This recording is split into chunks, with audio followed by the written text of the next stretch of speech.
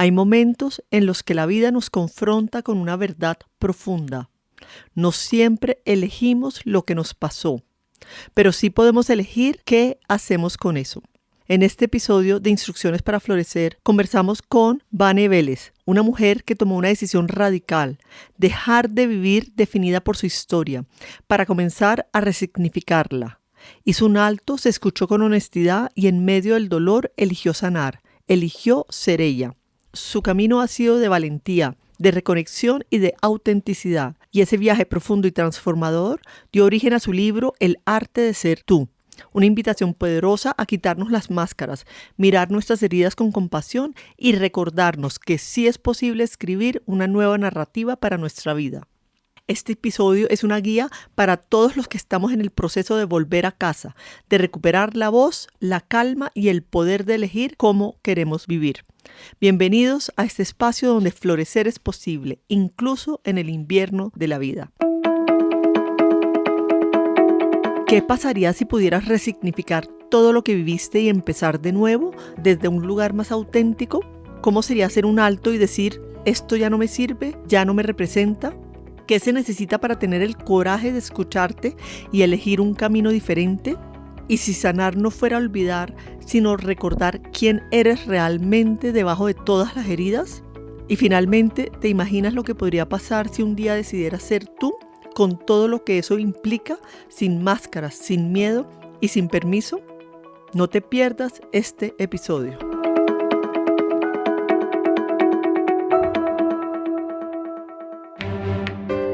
Hola, soy María José Ramírez con Instrucciones para Florecer. Conversaciones íntimas con mujeres extraordinarias que han elegido vivir con propósito, romper barreras internas y liderar desde su verdad. En cada episodio, una mujer revela desde el alma su historia de empoderamiento, superación y coraje. Si buscas inspiración, herramientas y valentía para transformar tu vida desde adentro, aquí están tus instrucciones para florecer. Mi invitada a este episodio es Vanessa Vélez, quien nos va a compartir sus instrucciones para ser más tú. Vane Vélez es psicóloga, líder de talento humano y mentora de transformación. Desde su propia historia de vida, acompaña a otros a recordar quiénes son y a regresar a sí mismos con amor. Su voz inspira calma, conciencia y autenticidad en un mundo que necesita más alma. Es la autora del libro El arte de ser tú. Ha dedicado más de 20 años a guiar personas y organizaciones en procesos de autoconocimiento y propósito, integrando psicología, espiritualidad y acción consciente para impulsar una vida más plena y auténtica.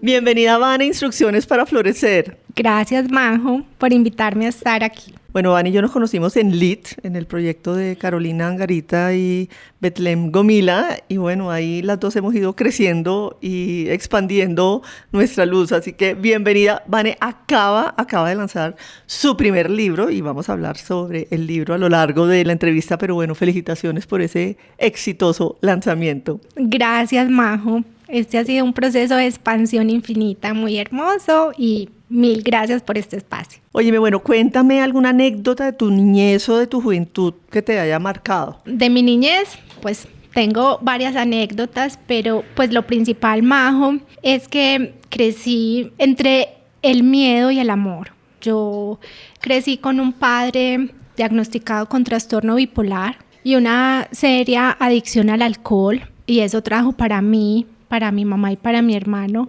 pues unas situaciones muy dolorosas y donde el miedo estuvo muy presente.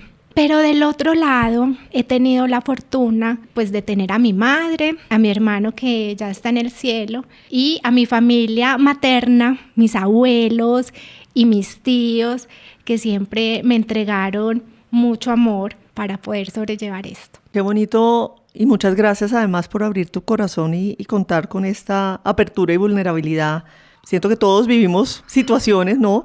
Y el tema es un poquito cómo lo resignificamos en el proceso. Y hoy me imagino que lo verbalizas, me imagino que antes no lo verbalizabas tan claramente. ¿Cómo fue ese proceso un poco de darte cuenta de que habías crecido entre el miedo y el amor y cómo lograste como procesarlo para sanarlo? Bueno, claro. Pues hoy decirlo es muy fácil, Majo, sí, ¿cierto? Pues llevo mi vida trabajándolo y eso hace parte de la construcción de este libro hermoso, que además es un libro autobiográfico y donde presento como el método que a mí me ha servido precisamente para resignificar mi historia. Yo siento, Majo, que pues yo llegué ya a este mundo con un reto, porque además mi mamá estaba casada con mi papá, mi hermano era 7 años mayor. Y cuando mi mamá había tomado la decisión de separarse de mi padre, se dio cuenta que estaba en embarazo de mí. Y esto la hizo devolverse en su situación. Entonces yo en este proceso de conciencia me he dado cuenta que yo ya venía de alguna forma desde el vientre de mi madre cargada, pues con una carga. Claro, con una energía de tu mamá. Miedo, claro, de tristeza, bueno, porque la verdad no la tuvo fácil. Pero también siento, Majo, ya uno revisando como un nivel de conciencia, porque yo siempre decía, yo veía también a muchas amigas mías con padres separados que sufrían por tener a sus padres separados y yo en mis adentros yo decía, pues es lo mejor que a mí me ha pasado, porque pues yo viví con mi papá hasta los 3 años y después de la separación aún seguimos viviendo momentos difíciles, pero ya separados, entonces yo no me imagino cómo hubiera sido si mis papás hubieran seguido juntos. Entonces, de alguna forma, yo vine como con esa conciencia de decir, listo, esta es mi historia y fue lo mejor que me pudo haber pasado. Ha sido un trabajo, como te digo, de años, pues estudié psicología. Cuando la elegí, pues uno dice para acompañar a otros, pero principalmente era para acompañarme a mí en este proceso. Entonces ha sido pues como ese proceso de darme cuenta y desde pequeña siento que lo viví así.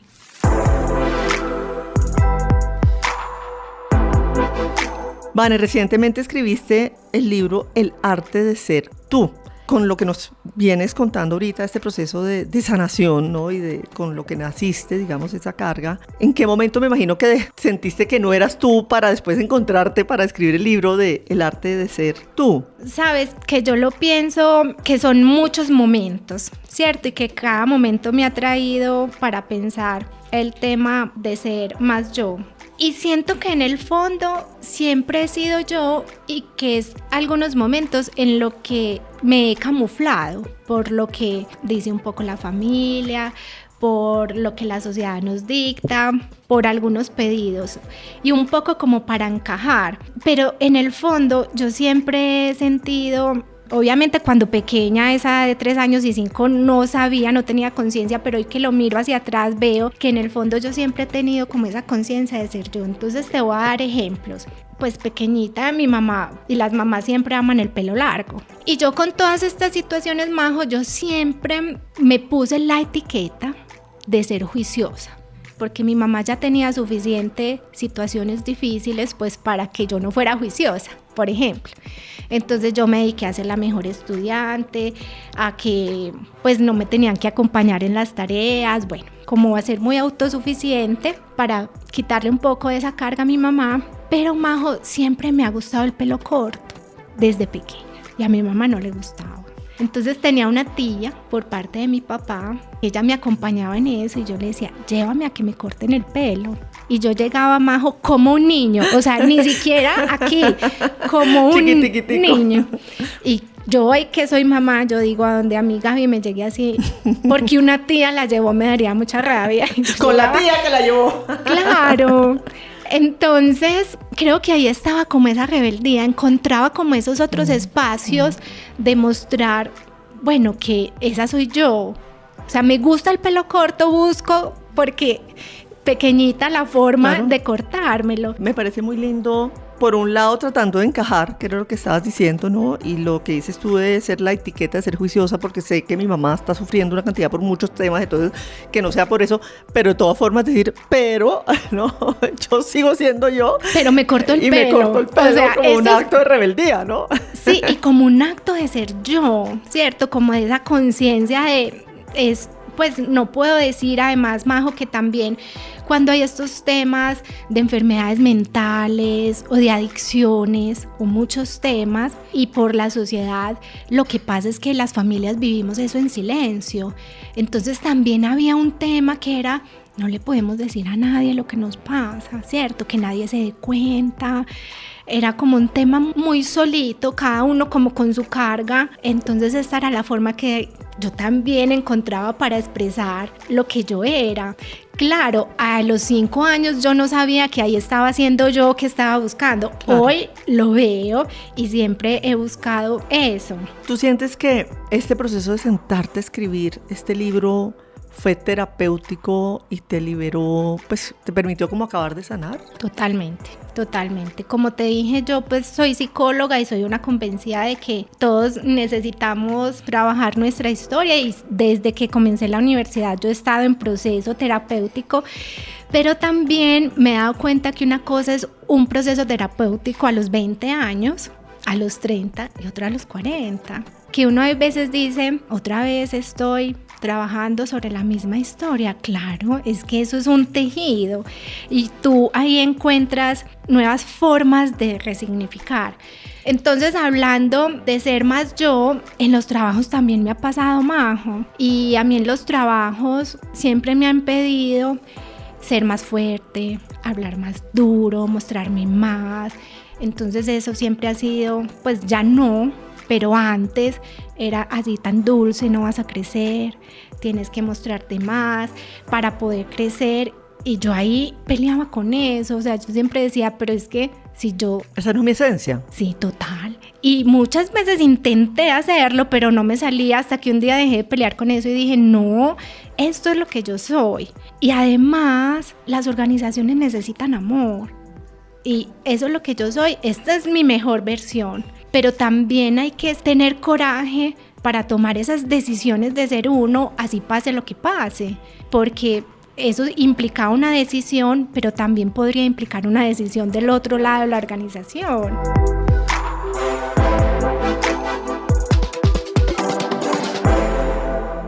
Yo quería devolverme un poquito el tema de que dijiste que hacer terapia a los 20 es muy distinta que a los 30 a los 40, y yo siento que en mis procesos internos de terapia hay todo un tema de como una cebolla, ¿no? Y uno va pelando Total. la cebolla y pelando y la cebolla sigue estando ahí y siguen habiendo más capas. Total. Pero un tema que me parece muy lindo es la palabra resignificar, que ya la has mencionado 2 veces. Tú te hubieras podido quedar en, ay, pobrecita yo, que tuve un papá Sí. con todos estos temas, y ser capaz de hacer ese cambio. ¿Qué puedes decir para las personas que a lo mejor están todavía atadas a su pasado y que están todavía ahí como no? Porque muchas veces uno le dice a la gente, no, es que a mí me tocó un papá que era X o Y o Z. ¿Cómo dar ese paso para efectivamente poder resignificar? El paso es tomar decisiones y es tener la claridad de que tú eres quien elige qué es lo que quieres. O sea, tu historia no te define. Lo que te define es lo que tú haces con ella. Entonces es un tema de elegir, porque mira, Majo, pues las estadísticas, no tengo acá para decirte la bibliografía, pero como hija de un padre alcohólico, tiene mayores probabilidades de ser alcohólico o de repetir la historia, porque es que si tú no trabajas en tu historia, si tú no resuelves los retos que la vida te pone, la vida te los pone hasta que aprendas esa lección o te quedas ahí quejándote. Entonces yo, Majo, también, y cuando empecé a tener novios en la adolescencia, yo tenía como eso en mí de que no iba a buscar una persona que fuera igual a mi padre, pero claro que eso también lo tuve que trabajar en terapia. Entonces es un proceso de conciencia, de trabajar cada día. Lo que yo diría es, tomen la decisión de buscar ayuda. Si sienten que no pueden solos, porque vale la pena. Y yo soy el ejemplo de eso. Qué bonito, y ahí te veo con paz, con amor, con tranquilidad, y qué rico poderlo estar hablando, pero diciendo ya, no soy lo que me pasó y soy lo que elijo ser de aquí para adelante. Majo, incluso sí soy lo que me pasó, pero soy lo que he hecho con eso, porque mi historia es hermosa y es lo que me ha traído hoy aquí y a compartir este mensaje de esperanza. Incluso cuando yo empecé a pensar en escribir mi libro, lo que a mí me motivaba era mi historia tiene que ser una historia de esperanza para las personas, para que no nos quedemos ahí como atrapados en esa historia. Es que como a mí me pasó esto, entonces yo no puedo triunfar. No, claro que sí, la fuerza precisamente está en esa historia. Lo que hay que hacer es sanar y darle un nuevo significado. Te voy a preguntar algo que se me acaba de ocurrir y si no me lo quieres contestar, te acepto. Tranquila. Porque uno tiene el tema del padre, ¿no? Que te creó, pero que tenía este problema. ¿Tú has sanado con él? ¿Tú has podido hablar con él? Bueno, ¿cuál es la situación con él? Mi padre ya falleció, ¿cierto? Con él pasé muchas montañas rusas. Como te dije, siempre fue una historia difícil y parte de esa historia también, Majo, y como de mi nivel de conciencia era que yo me tenía que ver con él cada 8 días porque la ley así lo dice. Claro que yo he sanado la historia con él y hoy lo tengo desde el cielo acompañándome en todo esto, pero tengo que reconocer que a mí no me gustaba verme con él, me daba miedo. Afortunadamente iba con mi hermano mayor, pero era 7 años mayor, entonces pues si yo tenía 4, mi hermano tenía 11, éramos 2 niños solos con él. Mi hermano muere cuando yo tenía 12 años en un accidente en bicicleta. Eso obviamente fue otro golpe para la familia y para mi papá también porque él lo vivió muy solo, pues mi mamá de alguna forma me tenía a mí. Entonces ya me tocaba a mí verme sola con él y yo ya estaba en plena adolescencia. Entonces empecé un poco más a espaciar esos espacios porque yo ya sentía fuerza. Mi mamá siempre fue en eso muy hermosa y es, Vanessa es su papá, hay que verlo de alguna forma. Entonces yo fui espaciando eso y él fallece. Entonces digamos que ese proceso de sanación o de conversación con él ha sido desde la tierra al cielo. Gracias por compartir.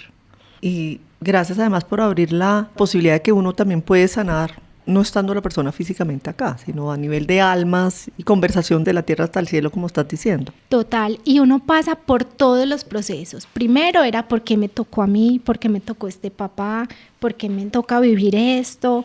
Luego, como te digo, no quiero ver, o sea, finalmente yo no lo sentía a él como mi papá, o sea, mis figuras paternas eran mi abuelo paterno, un ser hermoso que también ya está en el cielo, y mi hermano ocupó mucho ese rol. Pero como parte de este proceso de sanación, también he entendido que él tuvo su propia historia. No me la sé completa porque no tuve el momento de hablarlo con él, pero estoy segura, Majo, que vivió historias también muy dolorosas.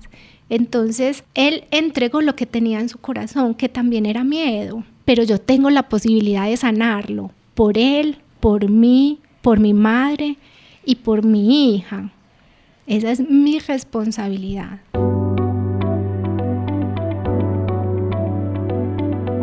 Tú en alguna parte leí que dices sanarnos no siempre es avanzar, algunas veces es detenerse.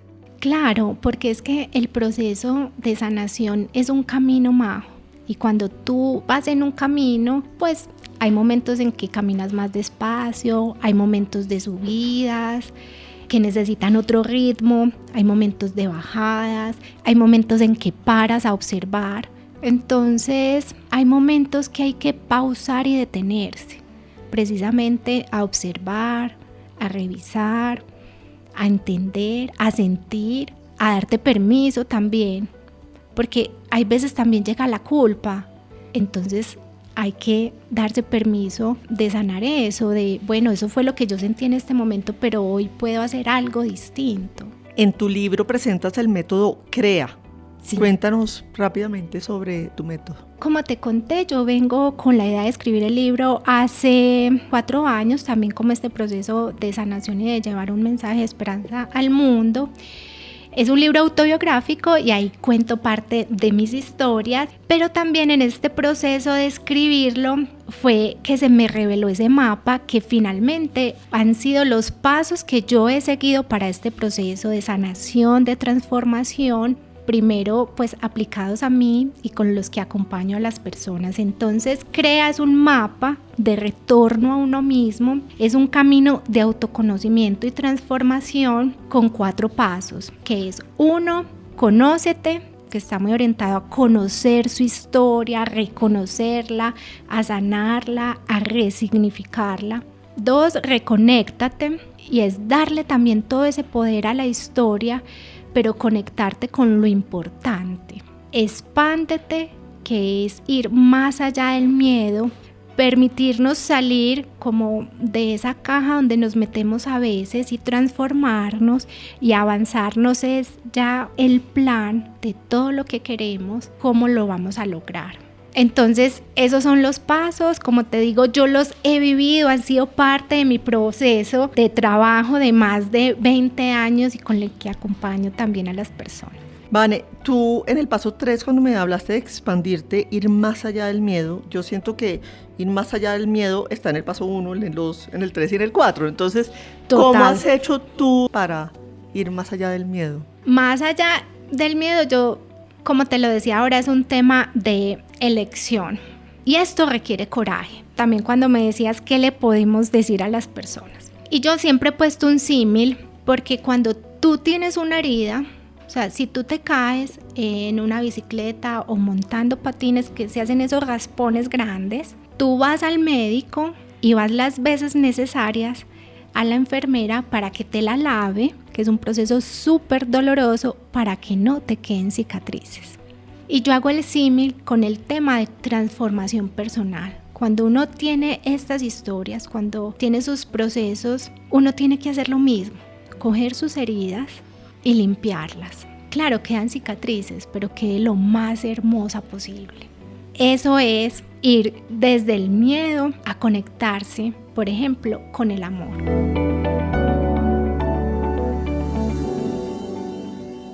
Siento que a veces, y voy a hablar en primera persona, cuando hice mi proceso que enviudé, por mucho tiempo refugiarme en el término de viuda y pobrecita viuda era una forma como para dar una disculpa de no salir adelante.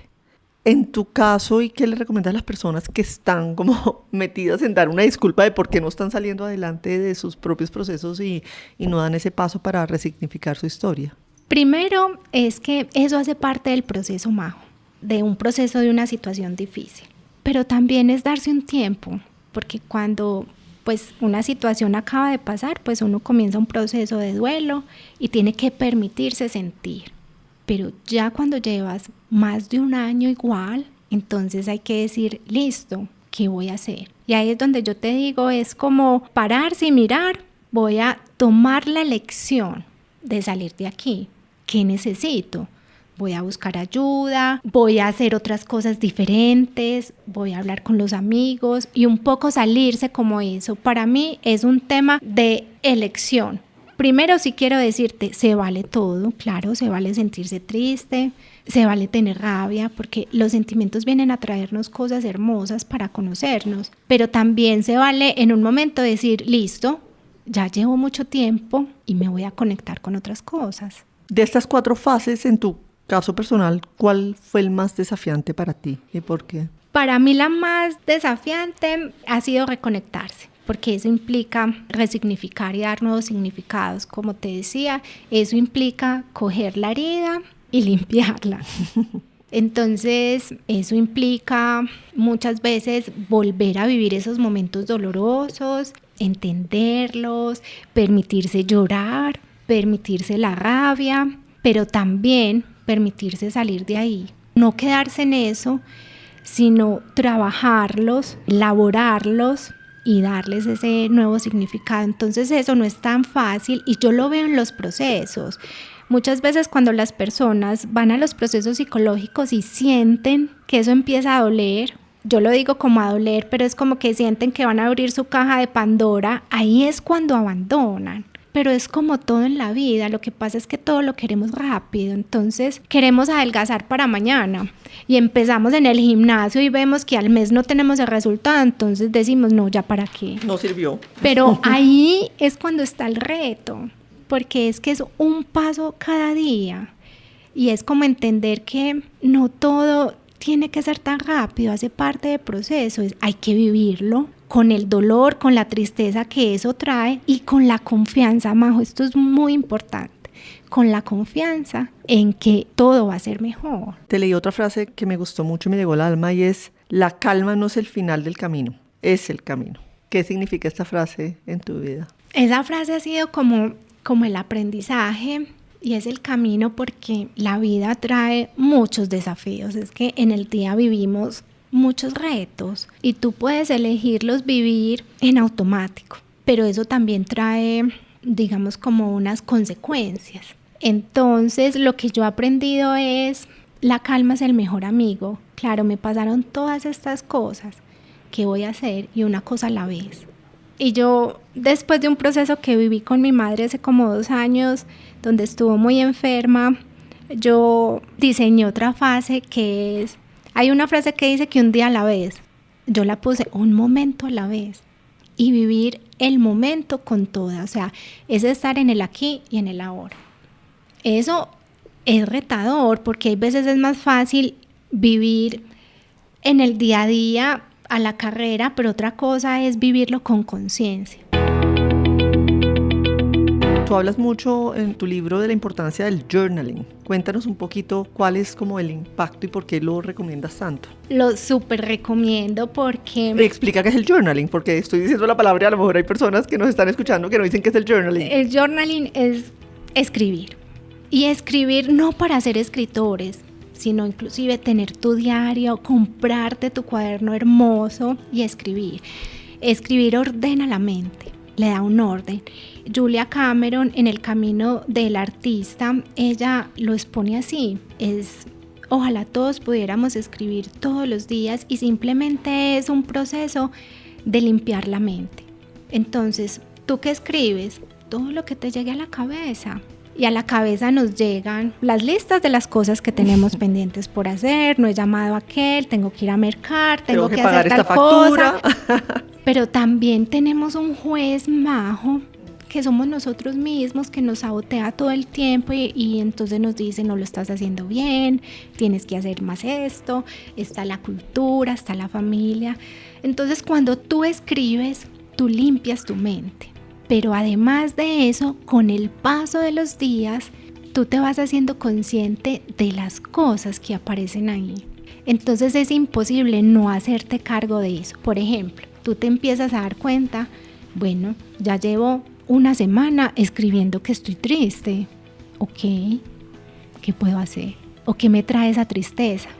Entonces, escribir, además de limpiar, de ordenar, te va mostrando un camino hacia dónde puedes ir.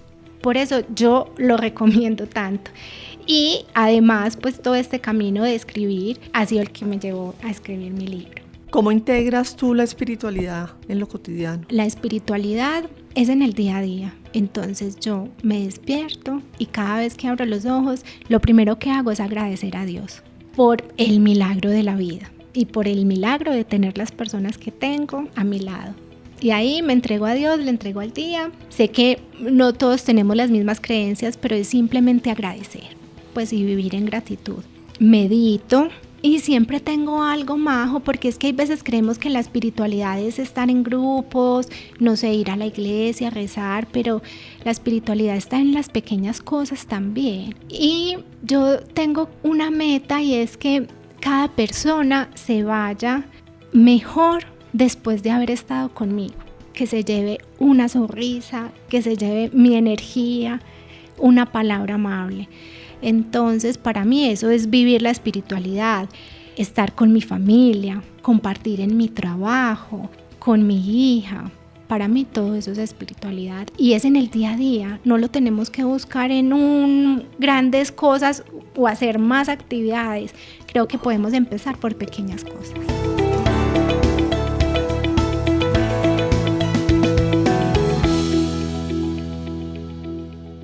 al inicio de la conversación que hablaste que en un momento dado para ti era difícil, digamos, mostrar tu esencia en el trabajo. Hablemos ahorita un poquito del tema de la autenticidad y del liderazgo desde la autenticidad, ¿no? Desde siendo más tú.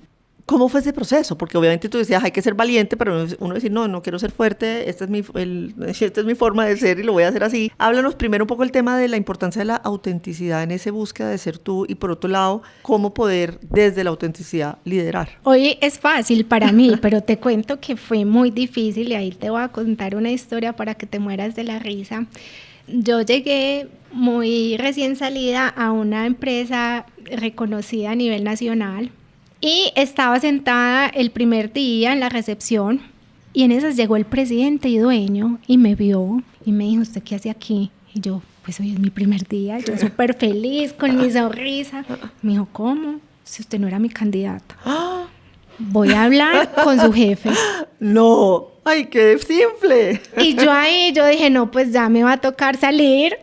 Y lo más hermoso, Majo, es que no solo fue mi primer día, sino que me quedé ahí 7 años y logré crecer a posiciones de liderazgo. Esa ha sido la experiencia más retadora, pero más hermosa en términos de formarme como líder. Tiempo después y en interacciones con él, porque obviamente pues no me iba bien con él. ¿Qué te decía tu voz interior? Porque mi voz interior no, ya me van a echar, no sirvo, no soy suficiente, todas las dudas. No, ese día yo prácticamente pues iba a salir, ¿cierto?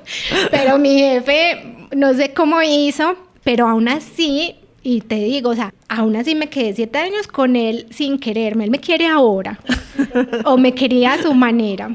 Pero también entendí que a él no le gustaban las personas dulces como yo, porque él sentía que no tenía fuerza.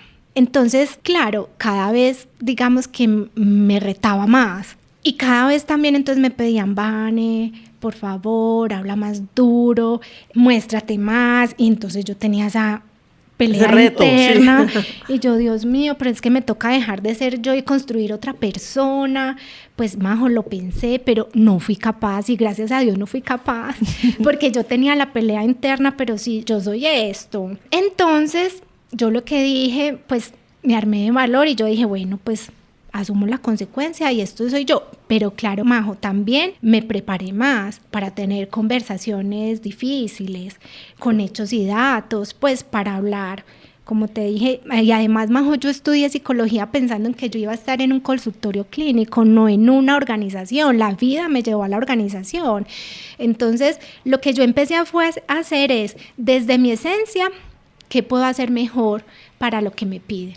Y pues preparaba las conversaciones, los hechos y datos, empecé a entender cuál es el lenguaje de cada uno para comunicarme en ese lenguaje, pero sin cambiar mi esencia. Y lo más importante es que yo también entendí que las organizaciones necesitan amor. Y eso era lo que yo tenía para dar. Entonces, desde ahí y desde hacer mi trabajo bien y desde acompañar a las personas con una sonrisa, acompañarlos a resolver sus temas, de meterme a la planta, Majo, porque es una empresa de producción muy hermosa, y estar con los operarios, poner mi overol, botas y estar ahí fue lo que me llevó a construir mi liderazgo. Y es un liderazgo basado en el amor, en escuchar a las personas, en observarlas, en saber con una mirada si esa persona está triste o contenta y al menos preguntarle qué te pasa y te puedo ayudar en algo. Me parece hermosísimo cómo, viniendo, digamos, del jefe dueño que tenía una visión de la forma de liderar,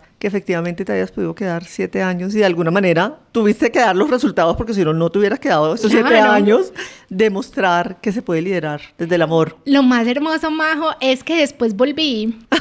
¡Qué bueno! Después volví a esta organización y bueno, sí, un proceso muy hermoso, un camino, claro, difícil, porque lloré muchas veces y estuve a punto de tirar la toalla, pero mira qué es lo que me ha traído a donde estoy hoy.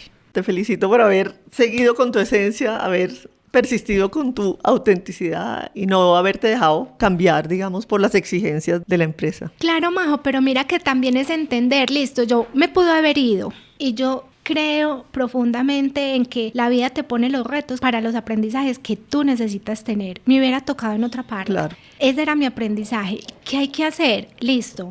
yo no voy a cambiar mi esencia, no voy a hablar más duro porque no tengo cómo hablar más duro. Esta es la voz que tengo, pero ¿cómo puedo hacer para hablar mejor con el comité de presidencia? En el lenguaje de ellos, ¿qué tengo que hacer yo? El tema es uno no le puede dar la responsabilidad al otro, ¿cierto? Yo me pude haber quedado, es que él no me quiere, yo no le gusto a él, entonces aquí ¿qué voy a hacer? No voy a hacer nada, no. ¿Yo qué puedo hacer? No para que me quiera, sino ¿qué puedo hacer yo para evolucionar con esta situación? Y el resultado llega después. Lo que pasa, Majo, es que como queremos resultados rápido. O que sea el otro el que cambie. Claro. Asumir, ok, perfecto, necesito aprender a hablar en el comité de presidencia para que me oigan y entiendan y demostrar que sí estoy dando resultados. Claro, pero eso no es de un día para otro, Majo. Eso requiere un proceso y en eso nos tenemos que dar el tiempo. El resultado llega. Y eso es algo muy bonito, Majo. Yo me formé en yoga también y los orientales tienen eso muy marcado, o sea, soltar el resultado. Usted practique, porque cuando yo empecé a practicar yoga, que nos pasa a muchos de los que empezamos ese camino, es el paro de cabeza. Lo quiero lograr ya, a toda costa, incluso dañándonos el cuerpo. Y lo que dicen ellos es, no importa el paro de cabeza como tal. Lo que importa es el proceso, la práctica diaria. El resultado llega. Y Majo, el resultado llega. Lo que pasa es que tenemos que confiar. Yo también practico yoga y para mí el gran reto era una postura que se llama la pinche Mayurasana y pasé más de 5 años. Mi libro Florecer en el invierno cuento esa historia y cómo aprendí a persistir en el camino hasta que finalmente la logré. Pero cuando la lograste, ¿no sentiste? No, casi me muero. Y ahí el tema que me decía yo es dejar de decir no puedo, sino ok, me voy a entregar a la práctica, a persistir y puede que no llegue a esa postura, pero en el camino obviamente logro unas cosas maravillosas. Sí, y sabes que yo siempre lo he pensado como el tema de aprender a caminar. Siempre he pensado que qué pesar que a uno se le olvide esa emoción, porque si tú te imaginas la emoción que sentimos cuando logramos una postura, tú te imaginas lo que habremos sentido cuando estábamos pequeños y logramos caminar. ¿Y cómo logramos caminar luego de caernos muchas veces? Muchas veces. No, y la emoción de los papás y todo el mundo como bravo. Y uno ahorita da por hecho tantas cosas y se olvida de celebrar. Se olvida de celebrar. Yo recuerdo cuando mi hija logró desprenderse de las paredes de los sofás y caminar, Majo, eso fue un viernes, o sea, a mí nunca se me va a olvidar, como a las 8 de la noche. Y ella no paró de caminar hasta la 1 de la mañana. Ay, divina, es la felicidad. Incluso no se podía dormir, entonces... De la excitación. Claro, es que eso debe ser, wow, como cuando alcanzamos una postura después de N años practicándola.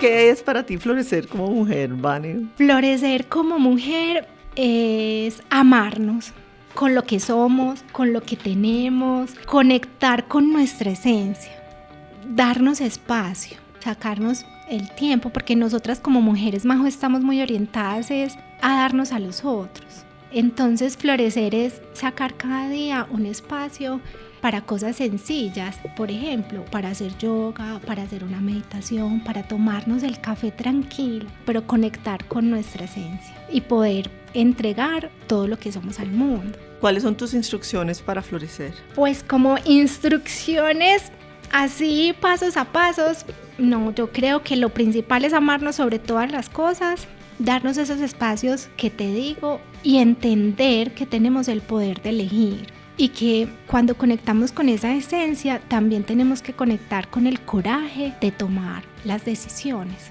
¿Qué crees que a lo largo de tu vida has tenido que soltar para poder florecer y ser la mujer que está en este momento sentada acá frente a mí? Bueno, soltar muchas cosas. Soltar incluso, Majo, mis propias expectativas. Lo que yo te decía al inicio, o sea, ser juiciosa, me lo puse yo. Pero de pronto hay veces pienso como... de pronto haber sido más rebelde, me hubiera gustado. Bueno, soltar las expectativas un poco que tienen los otros de uno, la familia, la cultura, los mismos jefes, hacen parte también de eso. Entonces, he soltado todas esas expectativas, cada vez sigo con mayor conciencia y conectando cada vez más con lo que soy yo y quiero ser.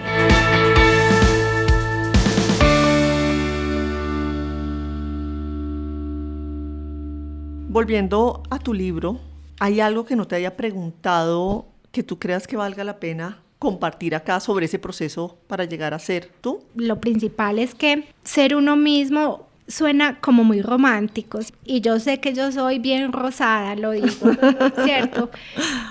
Pues que este mensaje para una organización es como, pues eso cómo lo llevo, pero finalmente el arte de ser tú es un acto de responsabilidad con uno mismo y yo creo que es el principal acto que podemos hacer para ser mejores líderes, porque cuando damos ejemplo, las personas siempre nos están viendo y así vamos a inspirar más. Con esto que acabas de decir, soy una convencida que casi que el primer paso para uno poder liderar bien hacia otros es poderse autoliderar. Tú que actualmente donde trabajas pues tienes la posibilidad de que es una empresa de desarrollo del talento humano, me imagino que ves a muchas personas. ¿Qué tanto es eso cierto? Para mí es del todo cierto, pero son los retos que también tenemos como personas, porque no todos lo vemos de esa manera. No necesariamente todos los que tienen roles de liderazgo, pues primero se piensan. Entonces... Pero desde tu visión, desde lo que tú ves, ¿es un paso fundamental para poder ser un buen líder? Sí, primero, claro, autoliderarse. Total.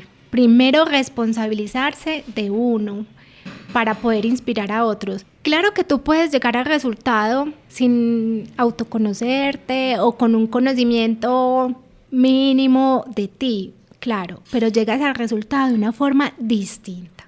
Entonces, cuando tú te conoces, te responsabilizas de tu vida, te haces cargo, lo que estás es inspirando a los otros y los otros no te siguen porque hay que cumplir un resultado, una meta. Porque es el jefe que está mandando. Sí. Entonces mira que son dos caminos distintos. Uno es de alcanzar el resultado por el resultado, porque el jefe dice, porque el jefe manda, y el otro es porque yo le creo a ese líder que me acompaña. Porque ese líder también tiene días que no son buenos, se enoja, claro, está triste, pero desde ahí también me enseña y me acompaña. Entonces me da permiso de sentirme triste, de enfermarme. Yo ahí digamos que tengo una pregunta porque en el mundo veo que a las personas no les gusta incapacitarse. No, qué pena. Pues aún incapacitados siguen trabajando. Y yo, pero si el cuerpo te está diciendo que pares un momento, o sea, hazle caso. No, pero ¿qué van a decir? No sé qué y no sé qué.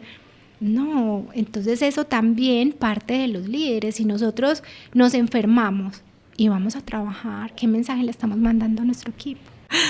Con eso que acabas de decir me dejaste pensando. Bueno, Vane, ya para empezar a finalizar, ¿qué legado quieres dejar cuando ya no estés en este plano? Ay, Majo, sabes que esa pregunta me ha puesto a pensar y me llegó como un baldado de agua, como dicen, porque yo te tengo que decir que yo le tengo algo de miedo a la muerte. O sea, yo en mi historia he venido en este camino del miedo al amor. Pero la muerte sí me da como un sustico. Te voy a pasar 2 episodios hablando del tema para que te ayuden. Okay. Con Pilar Jaramillo y con la doctora Elsa Lucía Arango. Son 2 episodios hermosísimos que abordan el tema. Listo, me los escucharé y me los conectaré con ellos. Entonces, principalmente el legado que quiero dejar es que todo puede ser mejor y que tu historia no te define. Lo que te define es lo que tú haces con ella. Quiero dejarte legado una sonrisa y toda mi energía y mi amor, un mensaje de esperanza. Tengo que decir que estando acá frente a Vane se siente una energía muy hermosa, una luz, una paz, una tranquilidad. Así que gracias por haber aceptado venir acá y sentarte junto a mí. Majo, no, gracias a ti, gracias a ti. Oye, bueno, pero ¿cómo se pueden contactar contigo? ¿Dónde pueden comprar tu libro? Me pueden seguir en Instagram, en Soy Vane Vélez. Mi libro lo pueden conseguir en Amazon en versión digital, ya lo lanzamos hace 8 días y si lo quieren físico también me pueden escribir. Y también acompaño a las personas en procesos de mentorías con este método que he creado. Entonces, bueno, ahí estoy a la distancia. Mi correo es vanevelesm@gmail.com y @soyvaneveles en Instagram. Bueno, pues muchas gracias, Vane, por haber venido desde Medellín para acá para esta entrevista. Qué rico, nos habíamos hablado bastante antes, pero no nos habíamos visto en persona y bueno, qué privilegio haber tenido la oportunidad de sentarme acá a conocerte más. Muy linda tu historia y todo tu proceso de transformación y resignificación. Gracias, Majo, a ti. Gracias, Vane, por recordarnos que no somos lo que nos pasó, sino lo que elegimos hacer con eso. Que siempre es posible volver a nosotros, mirar con compasión nuestras heridas y escribir una nueva historia desde el amor, la verdad y la autenticidad. Hoy nos llevamos la certeza de que sanar no es un destino, sino un camino. Que quitarnos las máscaras puede dar miedo, pero también libera. Y que el arte de ser tú es quizás el viaje más valiente que una persona puede emprender. Si este episodio tocó algo dentro de ti, tómate un momento para escucharte, para preguntarte qué parte de mi historia necesita ser resignificada, qué versión de mí está lista para florecer. Gracias por estar aquí, por permitirte sentir y por seguir eligiendo tu verdad. Si te gustó este episodio y sientes que le puede ser utilidad a un amigo o a una amiga, te invito a que lo compartas y que me empieces a seguir en tu proveedor de podcast preferido. Hasta el próximo episodio de Instrucciones para Florecer, un espacio donde florecer es posible, incluso en el invierno de la vida.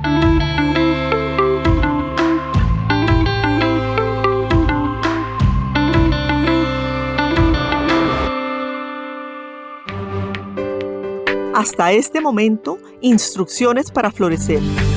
Los espero muy pronto con más conversaciones con mujeres extraordinarias que nos comparten su historia de empoderamiento, liderazgo y vida en propósito. Acompáñame a descubrir sus instrucciones para florecer. No olvides suscribirte a nuestro podcast en la plataforma de tu elección.